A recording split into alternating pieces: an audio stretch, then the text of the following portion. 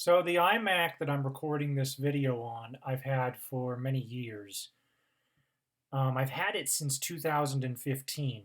Specifically, this system is an iMac 21.5-inch late 2013, and the one that I have is the Core i7 model, and it can only go up to 10.9, which is Catalina. That's the best this thing can do. And it's just it's in sorry shape, I'm sorry to say. I mean, this particular unit was sold until October of 2015. And when I got it in February as a birthday gift, and I needed something with a bigger screen. This was a few years before my cataract procedure, and at that time, the bigger screen mattered more than anything. Well, for the past couple of years, my vision has been consistently clocking in at 20 over 60 or 20 over 50, which for those of you who do not know, 20 over 50 in particular is just above the minimum driving requirement for many states. So my vision is considerably better than it was. In fact, I've been using this Macintosh without the need for glasses or magnification for the past 2 years. Combine this with AirPlay and my Apple TV with the ability to take that and turn that into a bigger monitor, and I've decided that I want to go portable again. But I'll show you what I'm thinking in just a second. I want to show you something else first. Again, iMac 21.5-inch late 2013. Cinebench. Specifically, what I'm running is the Core i5 4570R at 2.7 gigahertz. It's just sad. I'm gonna be honest, it's just sad. For those of you who cannot see, you've got numbers 1 through 12, okay? And the top ranking score for Cinebench is 16,536. That is an Intel Xeon Platinum. I'm presuming would probably be in the Mac Pro. This system, again, 7 years old, Core i5 4570R Haswell. Out of 12 total positions, it finds itself at number 11. Number 11 with a score of 960. Now I know that the benchmarks can only tell so much, but it does explain something. So for the past little while, I've been having problems. I think I mentioned that I've had Xcode crashing on me. In fact, I tried to do some more work in my app today, and nothing doing. All I did was put up a new view controller, which for those of you who do not know is basically a new blank slate to like a page in an app, right? That's basically what it is. A view controller is a page in an app, basically. And I put up this new view controller to try some things because I'm trying to decide between a pop-up and a dedicated page. Excuse me. And it crashed. All I did was load one view controller, just one, and it crashed. Now I've got several Xcode projects in this folder up here, right up here in this folder, and this folder is only 170 megabytes. I think it's somewhere between 130 and 170. Okay, it's very, very tiny,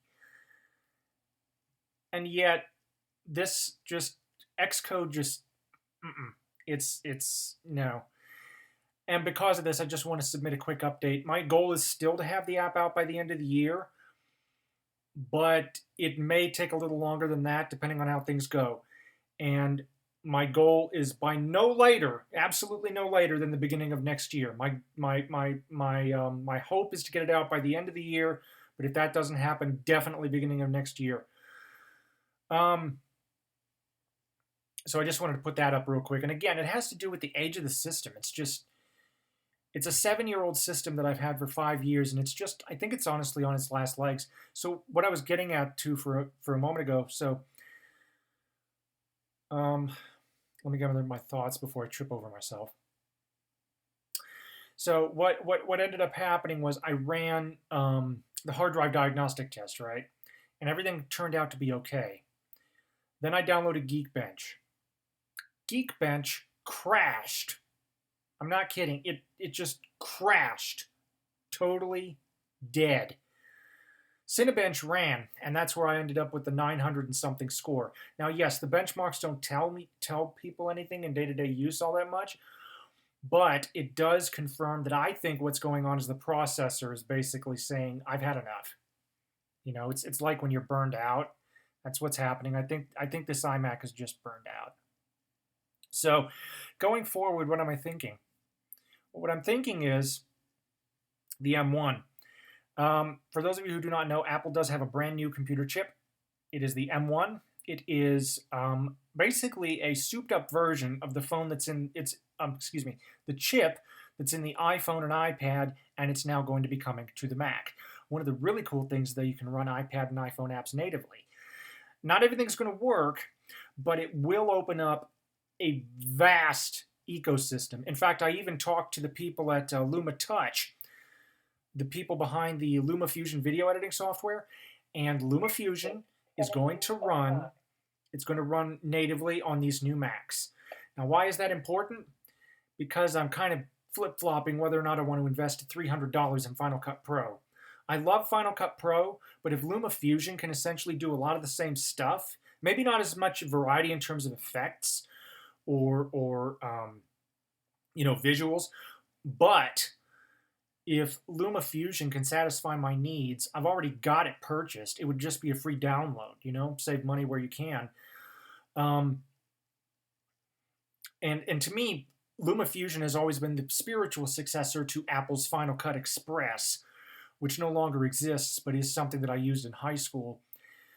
But no, so Apple Silicon, iOS apps will be natively running on the Apple Silicon Apple M1 chip. So that is super exciting. We've got, Secure Enclave, 16 billion transistors, Neural Engine. You can look all of this up online. 5 nanometer process, and all of the benchmarks and all of the actual performance tests. For instance, there have been tests of the MacBook Air and MacBook Pro, the Intel versus the M1, and the M1 has been eating the Intel for breakfast over and over again. It's just incredible, especially on the MacBook Air, which doesn't have a fan anymore, right? I mean, just, it blows the mind, right? And this is just the start. It makes you wonder what's going to happen when Apple gets around to tweaking the iMac, putting Apple Silicon in that. So what exactly am I going with? I'm definitely going with an M1 machine, and I think I'm going to be going with the MacBook Air. Specifically, I'm going to be going with the gold MacBook Air. I've seen the gold in person. It is really, really nice. I love it. And the fact that this M1 chip is even beating out Apple's high-end 16-inch MacBook Pro on Intel, I mean, that says something, right? That says something. So what would I be getting? It'd be the gold MacBook Air, like I said. So the one that I'd be thinking about doing is the 16 gigs of memory and the 1 terabyte of storage. Now, a lot of the benchmarks were done, a lot of the tests were done on the 8 gig model, but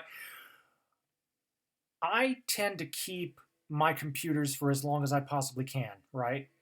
I've got an iMac that I've had for 10 years. I've got a MacBook Air that I've had for 7. I've got this iMac that I've had for 5. I've got a white MacBook that I've had for 6. So somewhere between 5 and 10 years is how long I tend to keep them.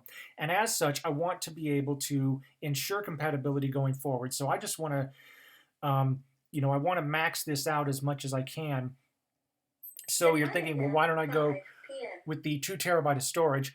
Well, I do tend to use iOS apps more than the Mac apps, and as such, I don't necessarily think I'll need the 2 terabytes. Especially when I started using this iMac, I wasn't touching iCloud at all, right? I wasn't touching iCloud at all. Nowadays, I've got my music and my photos, both of which are probably the biggest. They take up the biggest amount of space on the hard disk, and I do think that the 1 terabyte could definitely serve me well. So the 1 terabyte, 16 gigs of RAM for $16.49. this is going to be a fanless design, and the fact that I can, I can utilize Apple TV over AirPlay for a bigger monitor. I can actually do that right now. I could go up here, and we can see Apple TV 4K. So I could utilize Apple TV right now. What's the problem? Well, the problem is this iMac is in a totally different area of my house compared to the TV, the Apple TV. As a result, I don't know if the Bluetooth would stretch that far, and I do not want to chance it. Plus, I do like, I honestly miss having the portables. I mean, so I've had 2 iMacs and 3 MacBooks, or I'm sorry, 2 MacBooks and an iBook. So I've had 3 portables and 2 desktops. The reason, again, I went for this particular iMac, as well as the one before it, I needed the big screen. Above all else, big screen, top priority. Now, especially with AirPlay and Apple TV, I don't, right? And especially with the advancements in the screen technology, I don't. In fact, I even tried the 13-inch MacBook Air, the Intel version, on Best Buy's showroom floors before the you-know-what hit. And I was surprised. I was impressed. I loved it. And now with the improved display in the M1 MacBook Air, that's only going to get better. And again, I could just flip it up to AirPlay and use it that way. And I'm just blown away by this. I've seen videos, I've seen reviews. I really do think that this is the best step forward. The other really cool thing about this, and for those of you who are in the blind community, listen up and listen good. The MacBook Air, right? If you pair that with, say, a $1,000 display or a $500 display, you're still under the price of many note takers, and yet you're experiencing note taker speeds, note taker battery life, right? 18 hours on a single charge. I mean, that's incredible.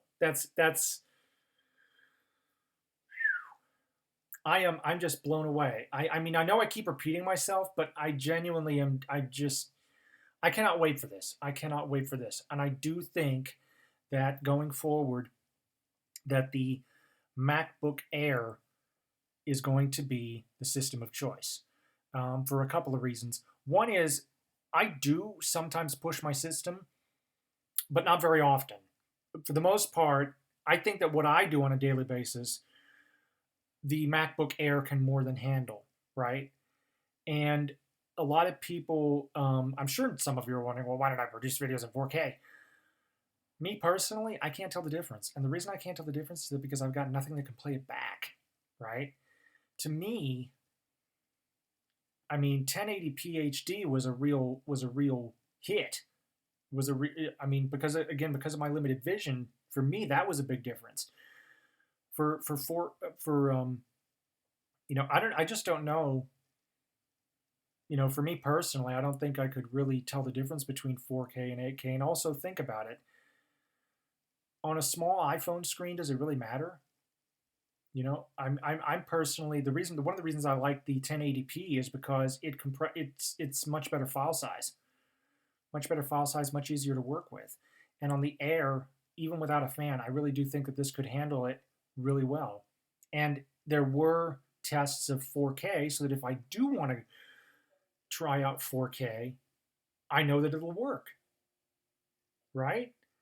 So I think that this is going to be the right choice for me. Definitely looking at going with the Air.